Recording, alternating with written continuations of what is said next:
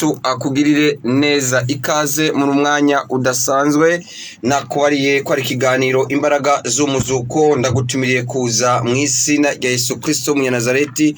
Yesu Kristo akugirire neza, Yesu Kristo aguhezagire mu izina rya Yesu Kristo. Reka rero dushimira Imana umwanya udasanzwe mu izina rya Yesu Kristo Munyanazareti, mu izina rya Yesu Kristo Munyanazareti, umwanya ukomeye, umwanya w'imbaraga mu izina rya Yesu Kristo Munyanazareti. Ni umwanya udasanzwe, reka ubuntu bw'Imana bukubeko. Reka dushimira Imana rero, dushimire wewe uri kuratwumviriza. Imana data rugira byose aguhezagire, akomere umugisha n'ubwiza budasanzwe. Ni igikundiro ku Mana kubona yaguhaye mwuka bazima uyu munsi, kubona Imana yatwemereye uyu munsi tukaba turi bazima, tukaba turiko turumviriza kino kiganiro imbaraga z'umuzuko. Hari amakuru ndakuzaniye, amakuru y'ibikorane turi gutegura, amakuru y'abashitsi biteka turi kwakira, amakuru y'ubuhanuzi. Ntuve kure ya radio yawe ndetse na Albine TV. Albine TV ushobora kuja kuri www akaburungu kandika Albine TV akaburungu onarenage, maze ugakora sabonariyo subscribe kugira ngo uhite ubona ibi biganiro byose bica kuri televiziyo. Yesu Kristo aguhezagire, Yesu Kristo akugirire neza. Dushimira Imana rero aho uri hose, abamaze kuryama bashimira Imana, abariko baradukurikirana mwibuka kugira comment, mwibuka kwandika, mwibuka kutwereka isinye yuko muri ko muradukurikirana. Yesu Kristo abahezagire. Hari abantu uza guhanurira, turaza gusenga. Ndumva hari amavuta adasanzwe, muri kino gitondo ciza, kuri uno munsi udasanzwe. Yesu Kristo aguhezagire rero, Yesu Kristo akugirire neza. Data mu izina rya Yesu Kristo Munyanazareti, ndagushimiye, ndaguhimbaje, ndagushimiye kubwa buri muntu wese ariko aradutega amatwi. Ndagushimiye kubwa muntu wese aka kanya ari yamaze kwikangura, nabaza kwikangura mbere nyuma, nabaza kudukurikirana kuri Albine TV, nabaza kudukurikirana muri kino kiganiro. Reka ubwiza bwawe bubabeko mu izina rya Yesu Kristo Munyanazareti. Data ndasenze ngo umugisha wawe ube kuri muri muntu wese ariko aratwumviriza mu izina rya Yesu Kristo Munyanazareti. Ndavuze ngo umugisha wawe ube kuri muntu wese aza kuza mu gikorane cya kwa gatatu kwibitangaza mu izina rya Yesu Kristo Umunyanazareti. Reka ubwiza bwawe, reka ubuntu bwawe, reka imbaraga zawe z'umuzuko zigere kuri buri muntu wese aka kanya ariko twumviriza, baza kudukurikirana, abariko baratubona ikibiriraho mu izina rya Yesu Kristo Umunyanazareti. Amen, amen, amen. Yesu Kristo aguhezagire, Yesu Kristo akugirire neza inshuti mukunzi. Yesu Kristo aguhereza icyo umutima wawe wifuza mu izina rya Yesu Kristo Umunyanazareti. Amen, amen, amen. Yesu Kristo aguhezagire, Yesu Kristo akugirire neza. Nakuzanira amakuru dasanzwe, amakuru y'ubuvugishwa, amakuru y'ijuru. Yesu Kristo aguhezagire. Vyura mugenzi wawe, umuhanuzi yamaze gushika muri studio za Radio Buja FM, umurongo ni 87.6 FM. Mubarire mugenzi wawe yuko umuhanuzi yamaze gushika muri studio za Albine TV ikibiriraho, mukadukurikirana ikibiriraho. Yesu Kristo aguhezagire. Ni wewe zitatu akaburungu Albine TV akaburungu onarenage. Uri wa munsi rero udasanzwe, n'umunsi wa gatatu, n'umunsi udasanzwe, aho dukubita hasi uri kibazo cyose umuntu aba yahuye naco, tukagikubita hasi mu mbaraga za Mwuka Wera ndetse n'umuriro mu izina rya Yesu Kristo Munyanazareti. Uyu ni wa munsi duhanurira ubuzima bwa buri muntu wese bugahinduka. Uyu ni wa munsi dusengera umuntu agakira, akabohoka, agakira ubukene, agakira ingwara, agakira ubushomeri, agakira buri kintu cyose kiba cyarakandamije ubuzima bwe mu izina rya Yesu Kristo Umunyanazareti. Ntugire ikibazo, ndaza kugusengera hano kuri radio. Ntugire ikibazo, uraza kuza uyu munsi, maze urabona ubwiza bw'Imana, maze urabona Yesu Kristo akwiyereka live imbona nkubone mu izina rya Yesu Kristo Munyanazareti. Ndaza kuguhanurira ukwezi kugiye kubona, ndaza guhanurira ubuzima bwawe, wowe uza kuza witegura mu izina rya Yesu Kristo Munyanazareti. dukorera he?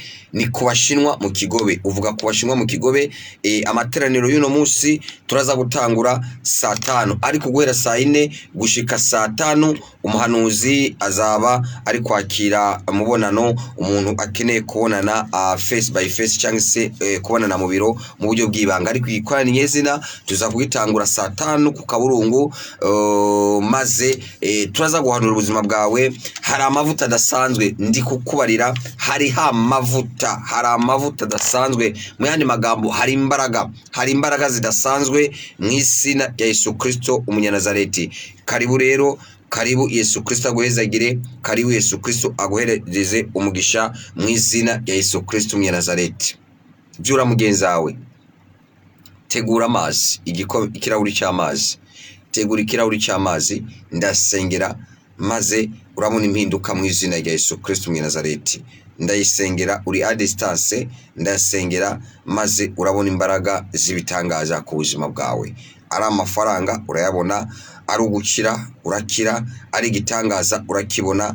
Urayategura n'imbaraga z'umuzuko. Izo mbaraga ndi kukubarira ni za mbaraga zazura Yesu Kristo, izo mbaraga ndi kukubarira ni za mbaraga zazura Lazaro, izo mbaraga ndi kukubarira ni zimwe muri profete mugenzanje yavugira ku magufa, profete Albert cyangwa profete Ezekiel 37, maze akaba mazima mu izina rya Yesu Kristo. Tegura ayo mazi, arahindura ubuzima bwawe, arahindura imibereho yawe, arahindura ubuzima bwawe, arahindura urugo rwawe mu izina rya Yesu Kristo umunyanazareti. Abariko baradukurikirana wherever you are, aho uri hose, baba taxi vero, baba taximene, baba abamotare, baba abavanderi, baba abasiti, abasiti niko babita, canke abazamu, abagardien, aho uri hose, buri gisata cyose urimo, uri kuranyumva, amahoro y'Imana kubeko,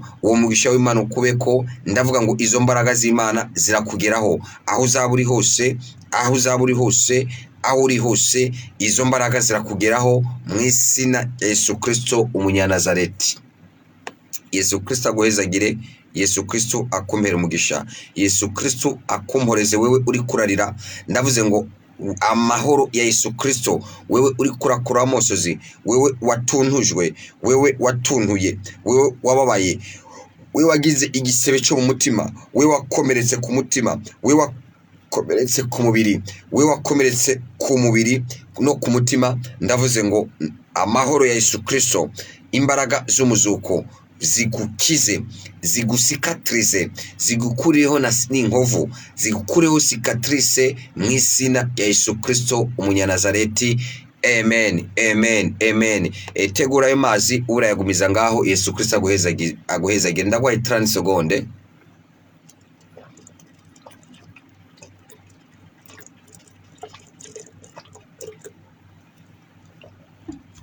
Amen. Yesu Kristo agure neza, Yesu Kristo akomezagirire.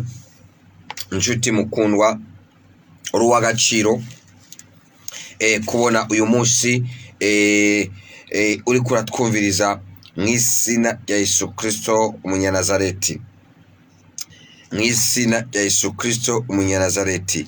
Raba shekere ya sika ya mashikoro ya raba baba shekere ya riya mashikoro ya rabu shukora ya sika ya mashikoro ya raba baba shekere ya sika ya mashikoro ya rehobo shekere ya. Nshuti mukunzi, ndakubarira ngo imbaraga z'umuzuko uyu munsi ziragukorera mu izina rya Yesu Kristo umunyanazareti, ziragukorera mu izina rya Yesu Kristo umunyanazareti. Ubundi ushobora gusoma ijambo dusanga muri Zaburi 68 guhera ku karongo ka mbere gushika ku karongo ka 5, ariko umva ndakubarire nshuti mukunzi uri kurantega amatwe, hari ibintu amabanga nakubarira nihuse, hari amabanga akomeye nakubarira ku buzima bwawe. Ndakora ngo ubuzima bwawe burahinduka. Buriya hari ikintu gituma isezerano ryawe ridashika, hari ikintu gituma haba blockage ku buzima bwawe. Icyo kintu rero gituma udatera imbere, icyambere abahinga ndetse na Bibiliya ivuga ni inoriji. Knowledge no kuvuga iki? Ni ubujuju, ni ubujiji, ni ubugugu, ni ukutamenya. Mu gifaransa abavuga ikinofunofu bavuga ngo ni ignorance. Umva, ignorance ituma uri umukobwa utarongorwa. Ignorance ituma rebushe ya sika ya mashikoro ya uzungurukira hahandi tourner autour de toi-même, uzunguruka hahandi nyene, ntutera imbere ntusubira inyuma, ntupfe ntukire, ukaguma hahandi. Nka kujya bavuga ngo ostanyante n'amazi aguma hahandi nyene ikidengeri, ntapunguka ndaguma hahandi, aguma ari hahandi. Rero ignorance nkuko babivuga mu kinofunofu, ignorance ishobora gutuma udapfa ntukire, ishobora gutuma uguma hahandi. Ignorance no kuvuga iki? Ni ukutamenya yuko kubashinwa mu Kigobe i Bujumbura hari umuvugishwa w'amahanga, hari ushengero y'Imana, hari inzu y'Imana, hari ihema y'Imana, hari umusozi w'Imana, hari ibisubizo hitwa ku bisubizo by'Imana, hari jibu ya Mungu kugira ngo ubuzima bwawe buhinduke. Igihe uje ugahura no muvugishwa nkuko Rebo Shekere Amoze 3:7 ngo nta gishobora gushikira umwana w'umuntu Raba Shekere asika ya mashikoro ya nibi yakabanga umuvugishwa w'amahanga. So igihe uje ugahura no muvugishwa ubuzima bwawe burahinduka. Reka ndakwibitse ku itorero ishengero ryubakiye ku ntumwa n'abavugishwa. Rebo Shekere ya sika ya mashikoro ya yubakiye ku ntumwa n'abavugishwa. Igihe uhuye n'umuvugishwa Rab automatically ubuzima bwawe ugira gute? Burahinduka, imibereho yawe irahinduka. Turaza kumva intahe nyinshi nitwaronka ubwo mwanya. Yes, dushobora kumviriza intahe, ariko turaza kumva intahe z'abatelefona, ushiremo mayinite, biragenda neza mu izina rya Yesu Kristo. Ariko igihuye n'ubuzima n'umuhanuzi, ubuzima bwawe burahinduka, ubuzima bwawe n'imibereho yawe irahinduka. Karibu rero Yesu Kristo aguhezagire mu izina rya Yesu Kristo Nazareti. Umva, amasengesho mva kuvuga yuko amasengesho si amasengesho yica ubujiji, ubugugu na ni inyigisho, ni connaissance, knowledge, kumenya. Niyo mpamvu kano kanya ngomba nakumenyeshe address yaho dukorera ku bashinwa mu Kigobe, kugira ngo uyu munsi ntusibe, kugira ngo ntuzasubire gusiba urutonde rw'amasengesho y'ishengero, kugira ngo ntuzusibe, uze ndetse ubonereho imbere kuza kwakira, ubone ikibanza abantu bagenda mu mipira y'amaguru ni bavuga ngo ubone itike. Nivyo ni itike yo kubona, ni itike ushobora kwibona nta kibazo, ni itike ushobora kwisaba kugira ngo uzabonane n'umuvugishwa Rebo Shekere ya sika. Ni itike bisaba ticket d'audience, nimba ushaka ticket d'audience privé, nimba ushaka kuzabonana muri office atari mu mwanya w'amasengesho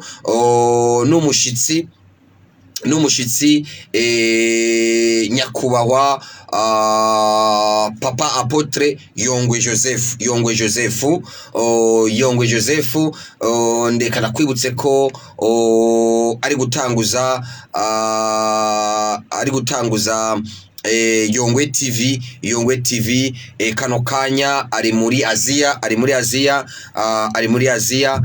Imana imuhezagire, Imana ibe kuri we, haba gusengera abo ku mugabane wa Aziya, ndetse ari no mu myiteguro ya Yongwe TV. Yesu Kristo aguhezagire, Yesu Kristo akugirire neza. Rero ndi kukubarira uyu munsi ntusibe. Ni hehe? Ni kubashinwa mu Kigobe, abazana na vire ufata imodoka, uretse abafite imodoka zabo igutura ku muryango, igushikara ku muryango. Kubashinwa mu Kigobe ni imbere ya Fonike, amabati aratukura ucabona aho urusengero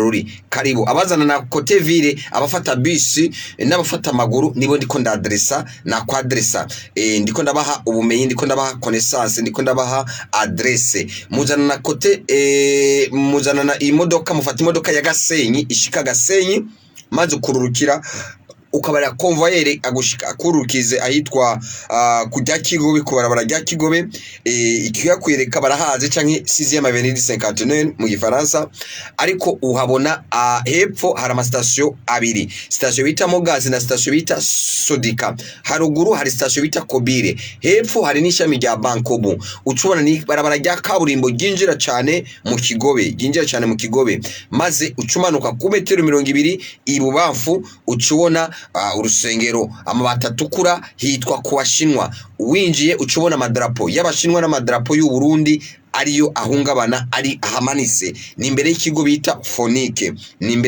Fonike, na ambasade ya Libya. Uzaba hageze, karibu rero turaguhaye ikaze, ntucegwe ntusibe. Uyu munsi rero nakubariye ko saa 4 gushika saa 5 umuhanuzi w'amahanga azoba ariko aratanga imibonano mu buryo bw'ibanga.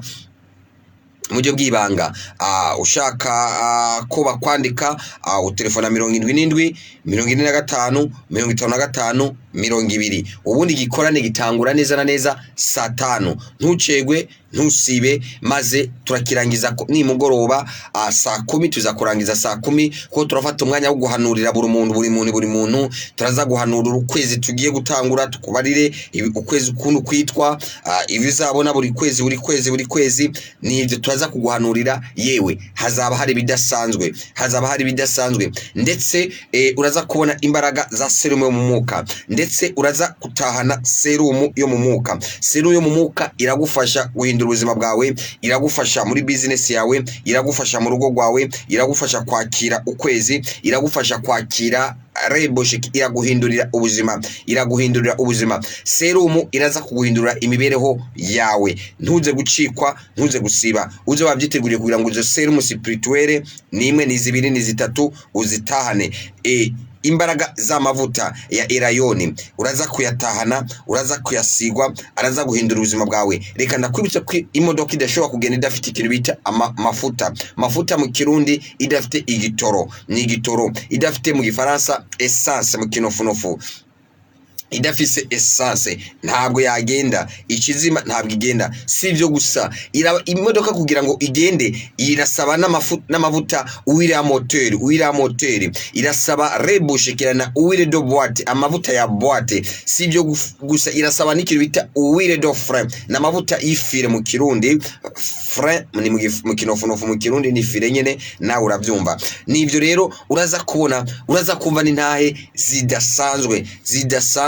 Karibu, uraza kuza urabana no muvugishwa, biraza kugenda neza, ubuzima bwawe urahinduka. Ni mu nzu y'Imana, ni mu ngoro y'Imana. Ubishoboye uze wambaye neza nk'umurundi kazi, nk'umurundi urazi ko tukunda kwambara neza mu izina rya Yesu Kristo umunyanazareti. Karibu rero, igihe uje guhura na Yesu Kristo, igihe uje guhura n'Imana, ubuzima bwawe burahinduka mu izina rya Yesu Kristo umunyanazareti. Niteka rero ntangere. Ibanga rya kabiri, waruzi nagomba kugusigurira ingwara niki.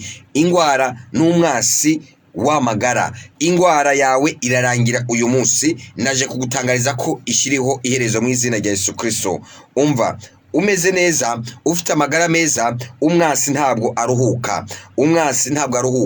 Waruzi yuko ivyo kurya imfungurwa vy'ingwara n'ubugingo bwawe.